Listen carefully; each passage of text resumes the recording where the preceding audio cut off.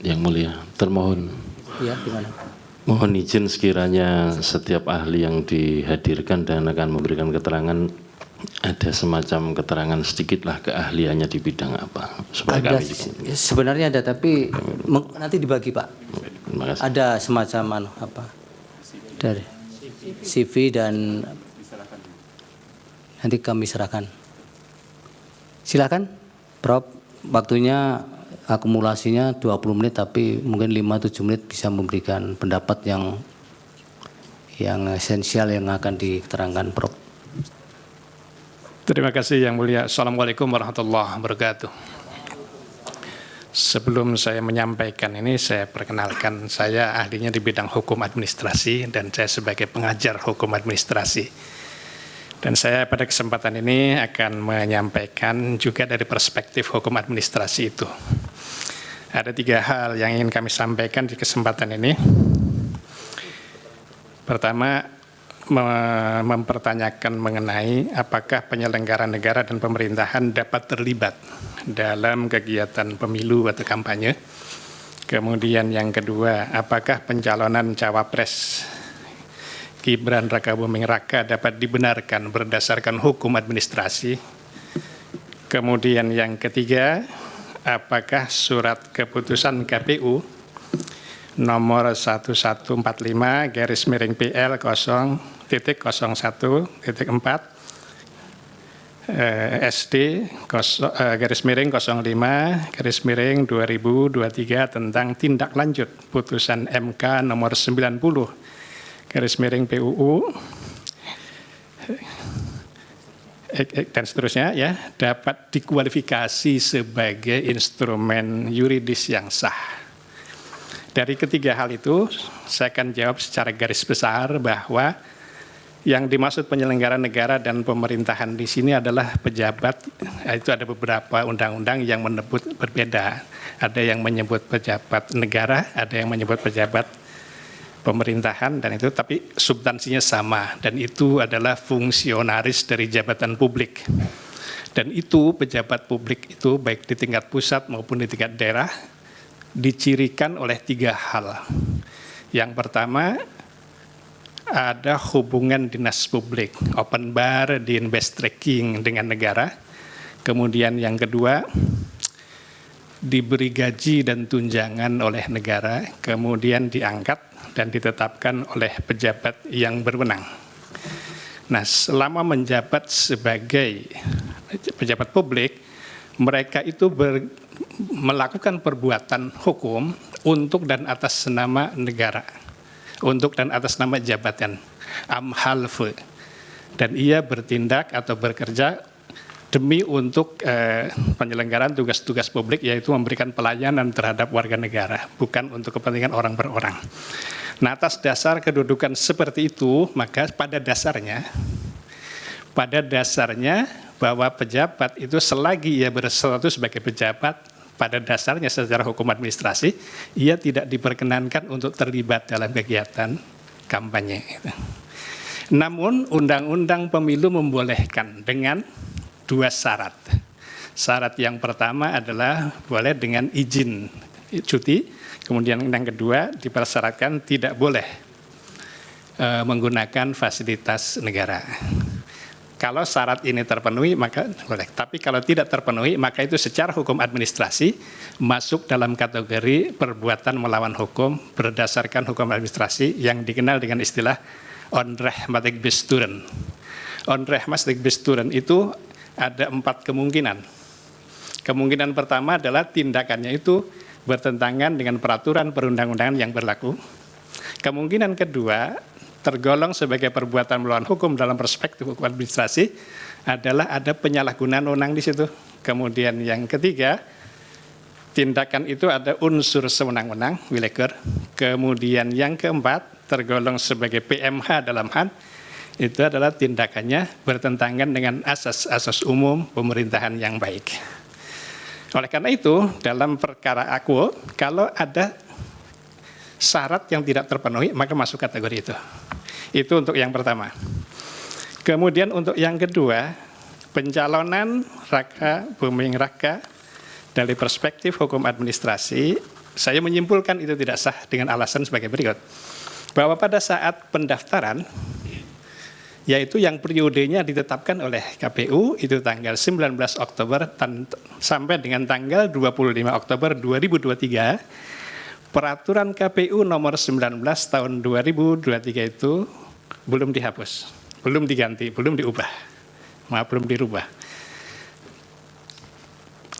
Sehingga dengan demikian peraturan yang berlaku saat itu adalah peraturan KPU nomor 19 tahun 2023 itu yang mensyaratkan calonnya itu adalah berusia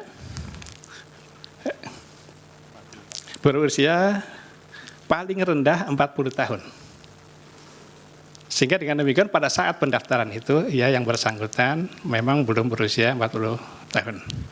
Baru kemudian setelah itu calonnya itu adalah berusia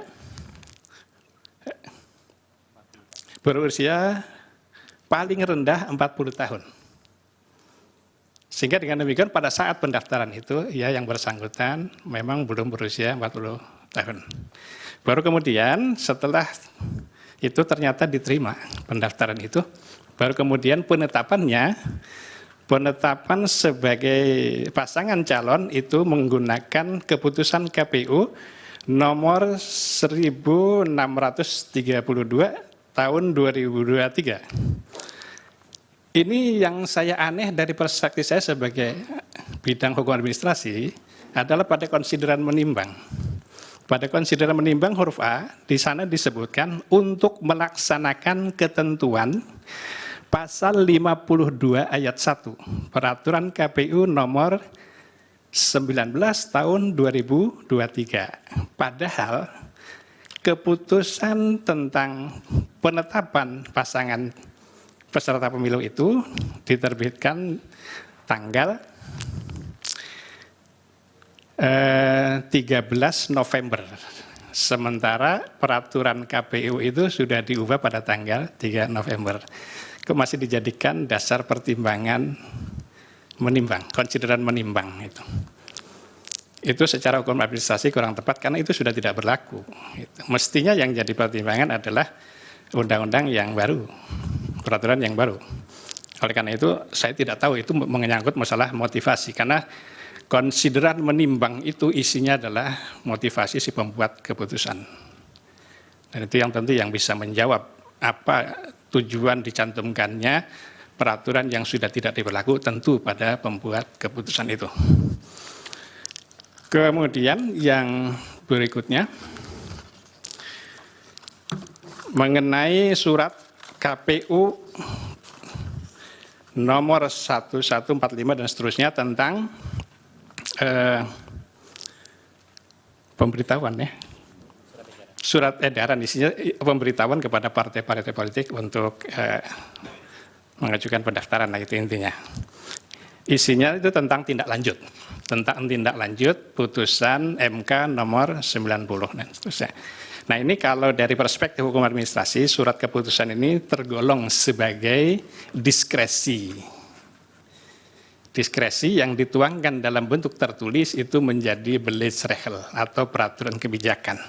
Nah karena ini menyangkut diskresi, bukan peraturan perundang-undangan, maka tentu harus sesuai dengan tujuan dan syarat-syarat yang ditentukan berdasarkan peraturan perundang-undangan yang berlaku. Untuk diskresi itu syaratnya ada di pasal 24 Undang-Undang nomor 30 tahun 2014 tentang administrasi pemerintahan. Di sana disebutkan syaratnya tidak bertentangan dengan peraturan perundang-undangan yang berlaku, sesuai dengan asas-asas umum pemerintahan yang baik, berdasarkan alasan-alasan objektif, tidak menimbulkan konflik kepentingan, dan dilakukan dengan iktikat baik. Sekedar catatan bahwa untuk poin bertentangan dengan peraturan perundang-undangan yang berlaku sebagai syarat, itu sudah ditiadakan dengan Undang-Undang Cipta Kerja. Kemudian untuk tujuan diskresi itu adalah melancarkan penyelenggaraan pemerintahan, mengisi kekosongan hukum, memberikan kepastian hukum, mengatasi stagnasi pemerintahan dan mengatasi stagnasi pemerintahan dalam keadaan tertentu guna kemanfaatan dan demi kepentingan umum. Syarat dan tujuan diskresi ini berdasarkan Undang-Undang Administrasi Pemerintahan, baik syarat maupun tujuannya, itu sifatnya kumulatif. Sehingga karena kumulatif, agak sulit untuk dipenuhi itu sebagai peraturan kebijakan yang sesuai dengan undang-undang ini. Karena putusan MK itu tidak ada vague norm, tidak ada norma yang samar. Tidak ada pilihan juga, hanya satu hal, yaitu mengubah ketentuan pasal 169 tentang syarat itu, huruf Q, hanya itu. Sehingga hanya ada satu hal yang dapat dilakukan oleh KPU ketika itu, yaitu mengubah saja. Mengubah peraturan KPU itu sesuai dengan putusan MK itu. Tidak ada alternatif lain. Tidak ada pilihan lain. Ketika itu tidak ada pilihan lain, maka diskresi tidak dapat digunakan. Harus menggunakan peraturan atau ketentuan yang berlaku. Itu secara garis besar dari apa yang kami sampaikan. Baik, silakan dari